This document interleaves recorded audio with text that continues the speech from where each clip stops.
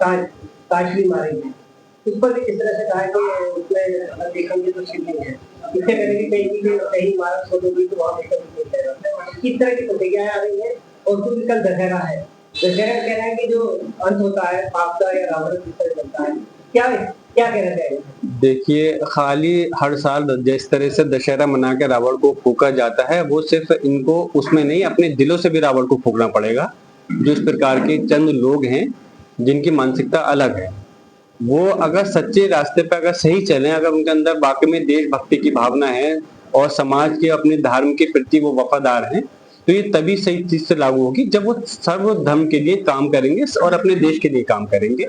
और हम किसी के त्योहार के, मैं एक बात बताता चलूं, मैं खुद किसी मजहब के, किसी धर्म के, किसी बिरादरी के, किसी के त्योहार के, किसी के धर्मगुरु के खिलाफ नहीं हूं। और इस चीज के लिए ना तो हमारा देश के संविधान इजाजत देता है और ना ही हमारा मजहब का जो संविधान ही कहूंगा वो इजाजत देता है।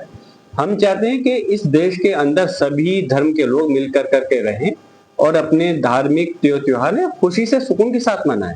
हम उनके उसमें कभी अड़चन पैदा नहीं करना चाहते, बल्कि हम तो चाहते हैं खुशी से मनाएं। और मुसलमान को अगर आप बताऊं मैं, हमारा मजहब ये पैगाम देता है कि अगर हमारा पड़ोसी, पड़ोसी में ये नहीं है कि वो मुस्लिम व्यक्ति हो, चाहे वो हिंदू समाज का भाई हो, हमारे सिख भाई हो, क्रिश्चियन हो, अगर वो भूखा सो रहा है, उसके घर में खाना नहीं और हम सुकून से रह रहे हैं, तो हम सच्चे मुस्लिम नहीं हो सकते।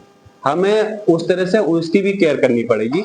मकसद मेरा सिर्फ कहने का यही है, इस प्रकार की जो भाषा का लगातार इस्तेमाल कर करके धर्म के नाम पे जो बांटने का प्रयास किया जा रहा है वो रुकना चाहिए और इस देश की तरक्की के लिए सबको मिलकर काम करना चाहिए। जो चंद लोग इस देश को बांटना चाहते हैं उनका जो है बायकॉट होना चाहिए और सब लोग मिलकर करके जो है इस देश को